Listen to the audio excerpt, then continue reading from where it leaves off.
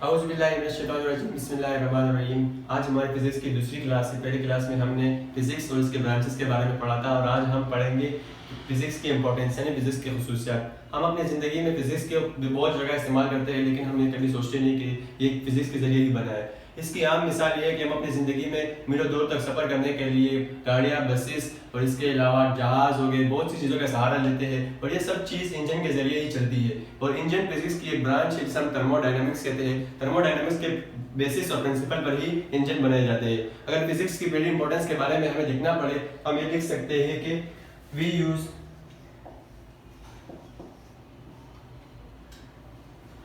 buses, cars and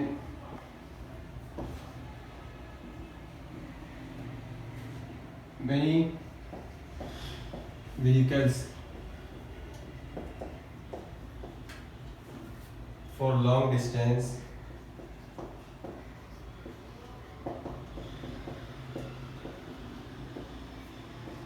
These all vehicles are runs by engines and engines are manufactured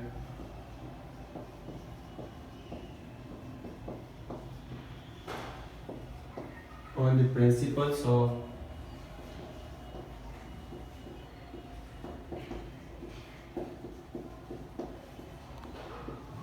thermodynamics.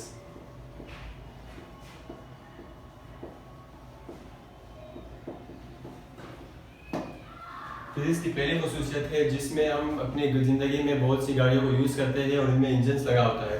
तो अगर हम second importance की बात करें तो हमारे पास जो न्यूक्लियर एनर्जी है, जो हम सुनते हैं हमारे जहन और ख्याल में यही ख्याल आता है कि हमारे पास एटम बम या फिर न्यूक्लियर पावर में जो इस्तेमाल होने वाली एनर्जी है, लेकिन दरअसल हकीकत ये नहीं है। इसे हम इलेक्ट्रिकल पावर को प्रोड्यूस करने के लिए भी इस्तेमाल करते हैं। न्यूक्लियर एनर्जी फिजिक्स की एक अहम ब्रांच जिसे हम न्यूक्लियर फिजिक्स कहते हैं, उसी के जरिए ही हम डिस्कवर करते हैं। तो अगर दूसरे इंपॉर्टेंस के बारे में बात करें तो ये है कि nuclear energy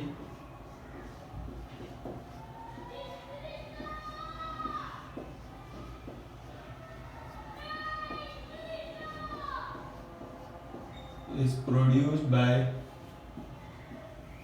nuclear physics.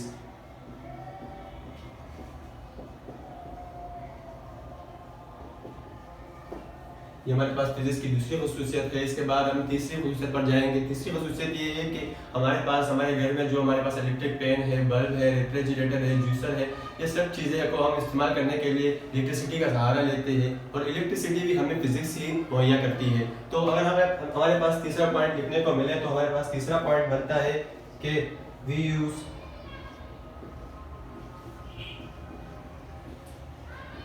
Several electronic appliances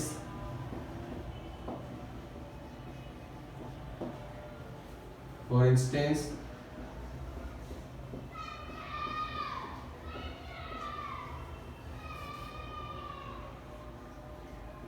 juicer, electric bulb, etc. These all things use electricity.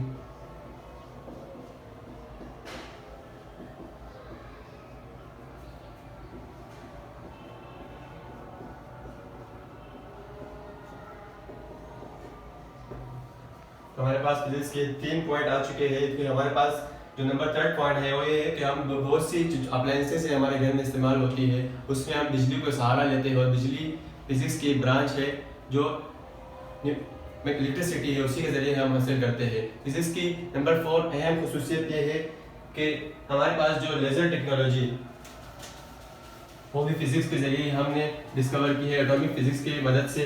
तो लेज़र टेक्नोलॉजी को भी हम अपनी ज़िंदगी में मुख्तलिफ शोबों में यूज़ करते हैं। तो इसके बारे में पॉइंट जब हमें लिखने को मिले तो नंबर 4 पॉइंट है लेज़र टेक्नोलॉजी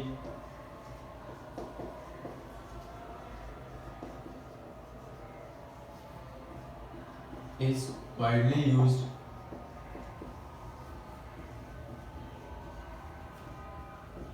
in different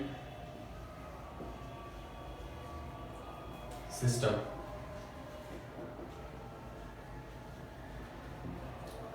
जैसे कि मेटलर्जी,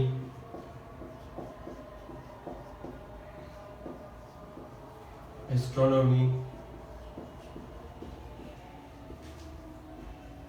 एंड मेडिकल साइंस।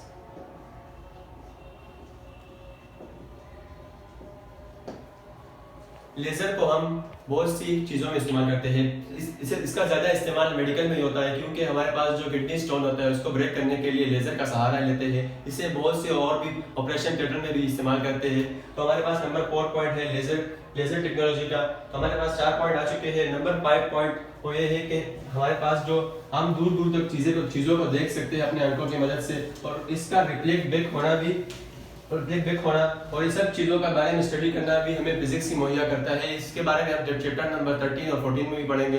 इसके स्टडी को, आंखों के बारे में स्टडी को ऑप्टिकल फिजिक्स कहते हैं, जिसको इब्न हैशम ने डिस्कवर किया। नंबर 5 पॉइंट है हमारे पास, we can C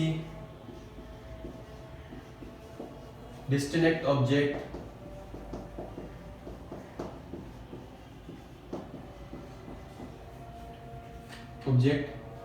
and their reflect back through our eyes. The study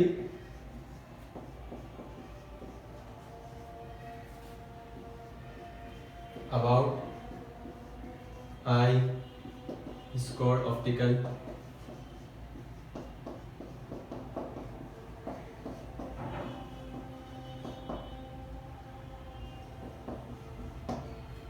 तो हमारे पास से 5 पॉइंट पूरे हो चुके हैं कि जिसके बारे में हमने पढ़ा कि हमारे पास बसेस है, कार्स है, इसको हम दूर तक सफ़र करने के लिए इस्तेमाल करते हैं।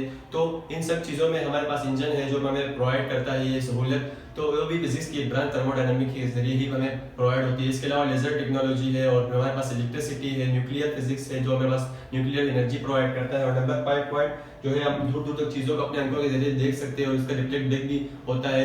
तो इन सब चीज़ों के बारे में जो हमें स्टडी मुहैया करता है आंखों के बारे में, उसे हम ऑप्टिकल फिजिक्स कहते हैं। उम्मीद है आप सबको समझ आ गया होगा। हमारे वीडियोस को देखने के लिए बहुत बहुत शुक्रिया, और आप सबसे रिक्वेस्ट है कि हमारे चैनल को जरूर सब्सक्राइब कीजिएगा। वाखिर दावाना अल्हम्दुलिल्लाहि रब्बिल आलमीन।